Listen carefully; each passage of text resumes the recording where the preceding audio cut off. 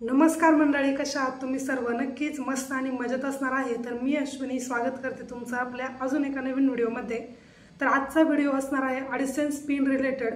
ज्यांचे कोणाचे YouTube channel असतील त्यांच्यासाठी हा खूप महत्त्वाचा व्हिडिओ असणार आहे. तर तुम्ही जर माझ्या चॅनलवरती नवीन असाल तर प्लीज माझ्या चॅनलला सबस्क्राईब करा. तर चला जास्त न बोलता आपण व्हिडिओला सुरुवात करूयात. तर कोणी जर यूट्यूब चॅनल जर स्टार्ट केलेलं असेल तर त्यामध्ये एक प्रोसेस असते कंप्लीट, म्हणजे यूट्यूब चॅनल स्टार्ट करण्यापासून तर पेमेंट येण्यापर्यंत खूप सारी लेंदी प्रोसेस आहे. आता एवढं काही मला टेक्निकल नॉलेज नाही, कारण की जे काही मी चॅनल चालू केले आतापर्यंत रन करते हे सर्व जे काही यूट्यूबवरचे टेक्निकल चॅनल आहेत त्यावरती पाहून फॉलो करूनच मी इथपर्यंत आले आहे. पण माझा जो काही अनुभव आहे तो आज थोडक्यात तुमच्याबरोबर शेअर करते आणि नक्कीच हा व्हिडिओ तुम्हाला खूपच फायद्याचा होणार आहे. तर ज्यावेळेस मी यूट्यूब चॅनल चालू केलं त्यामधली मला 0% इन्फॉर्मेशन होती. अगदी यूट्यूब चॅनल स्टार्ट कसं करायचं, थंबनेल कसं प्रिपेअर करायचं, या व्यतिरिक्त मग सॉन्ग कसे ॲड करायचे, त्यानंतर बेल वगैरे सर्व गोष्टी मी यूट्यूबवरती पाहूनच शिकले. आणि त्यातीलच एक महत्त्वाचा टप्पा आला. ज्यावेळेस तुमच्या चॅनलचं मॉनिटायझेशन होतं त्यावेळेस तुमची पुढची प्रोसेस असते ॲडसेन्स पिनच्या रिलेटेड. तर सुरुवातीला थोडक्यात ॲडसेन्स पिन काय असतं हे मी तुम्हाला सांगते. ज्यावेळेस तुमच्या चॅनलचं मॉनिटायझेशन होतं त्यानंतर मग तुम्हाला एक ॲडसेन्स क्रिएट करायचा असतो गुगलवरती जाऊन. आता हा ॲडसेन्सचा फायदा काय होतो, जे काही तुमची पेमेंटची प्रोसेस असते या व्यतिरिक्त जो काही तुम्ही ॲड्रेस ॲड केलेला असतो त्या ठिकाणी त्याचा व्हेरिफिकेशनसाठी तुम्हाला एक कोड येतो. जो काही कोड तुम्हाला गुगलकडून किंवा यूट्यूबकडून येतो त्यामध्ये 6 अंकी एक नंबर असतो. तो नंबर टाकल्यानंतर जे काही तुमचं ॲड्रेस व्हेरिफिकेशन असतं पेमेंटसाठी ते एकदम व्हेरीफाय होऊन जातं. पण तो कोड खूप महत्त्वाचा असतो. तर तो जो कोड येतो तो तुम्हाला पोस्ट ऑफिसद्वारे येतो. त्यामुळे त्याच्यासाठी तुम्हाला काय करावं लागतं, सुरुवातीला ॲप्लाय करावं लागतं.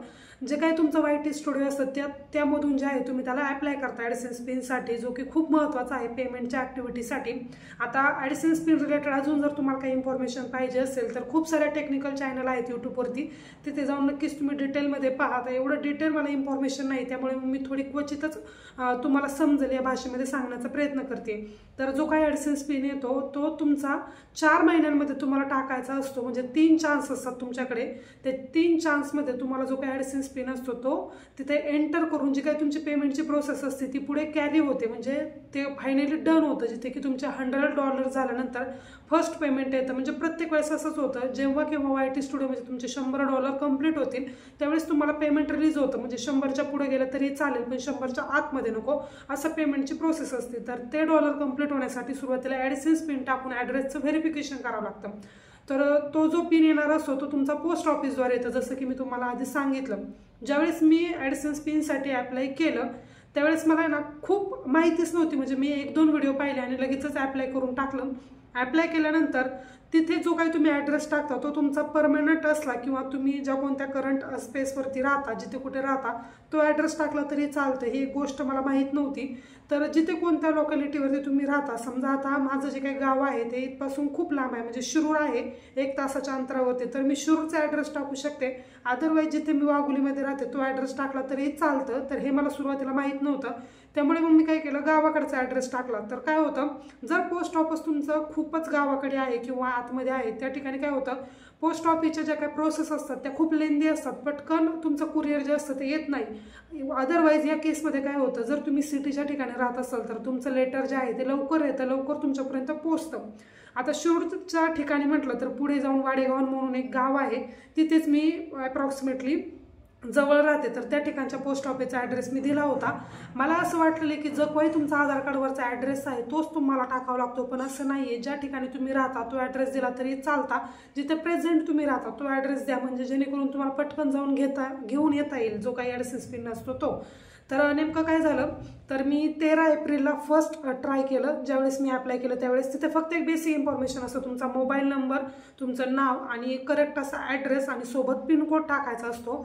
तर ही सर्व प्रोसेस जे आहे ते तुम्ही डेस्कटॉप मोडला जाऊन जे आहे ते तुम्ही भरू शकता. लॅपटॉपमध्ये भरू शकता, अदरवाईज मोबाईलमध्ये भरलं तरी चालतं, फक्त डेस्कटॉप मोडला जाऊन भरायचं.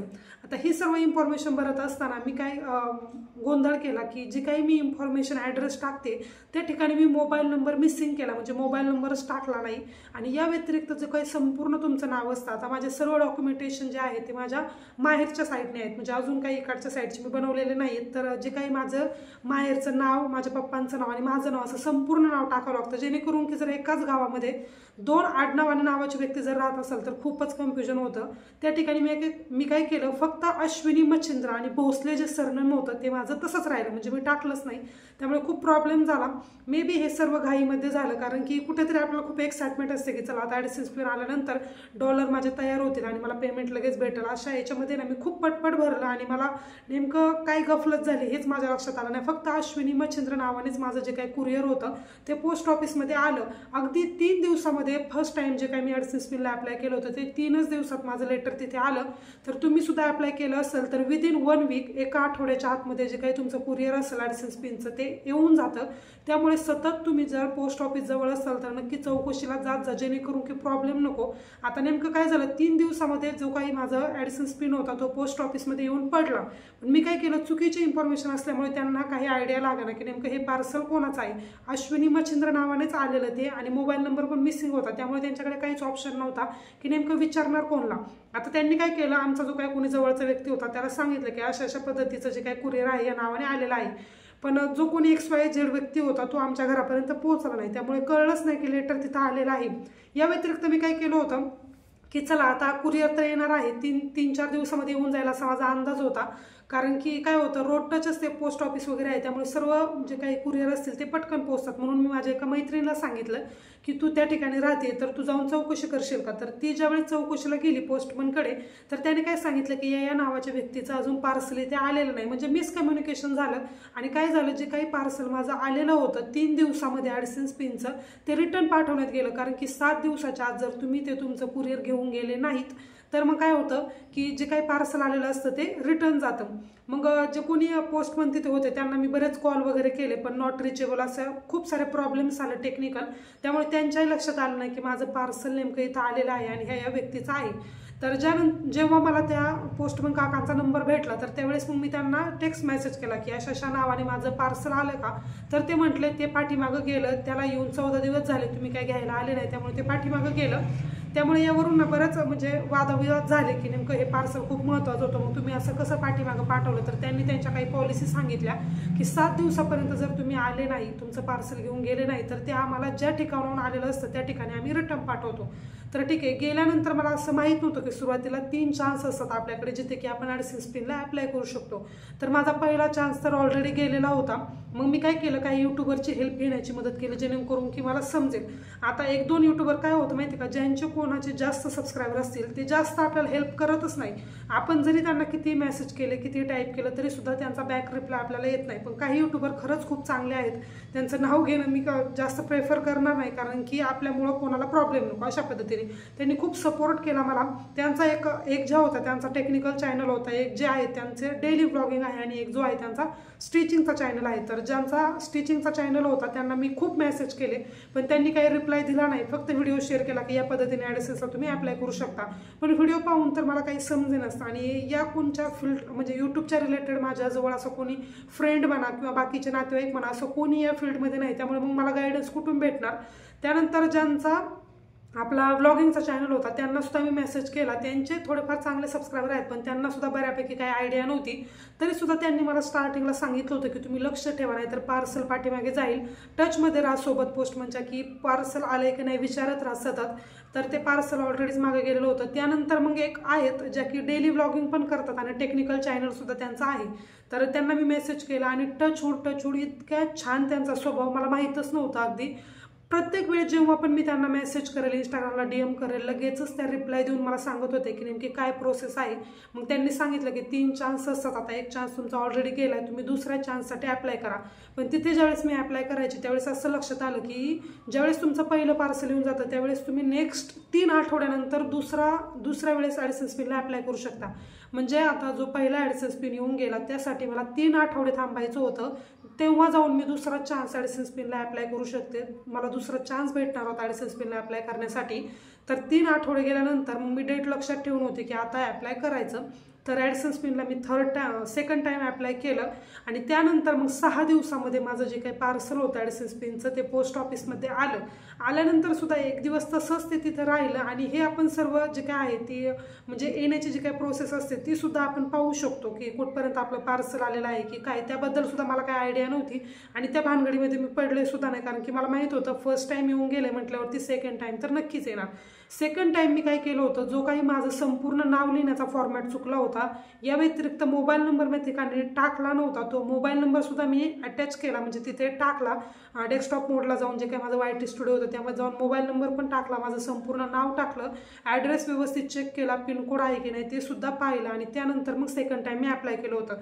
तर सेकंड टाईम 6 दिवसानंतर माझं पार्सल आलं आणि त्यामध्ये जो काही आपला 6 अंकी नंबर असतो तो मला भेटला आणि फायनली तुम्ही ॲड केला आणि आता जो काही ॲडिसेन्स पिनची जी काही प्रोसेस आहे ती माझी फायनली कंप्लीट झालेली आहे. आता माझ्याकडे नाही येते कारण की ते आहे माझ्या माहेरी म्हणजे फक्त एक पेज असतं छोटंसं आणि आतमध्ये ओपन केल्यानंतर एक कोड असतो 6 अंकी, तर एवढंच ते ॲडिसेन्स पिनच्या रिलेटेड असतं.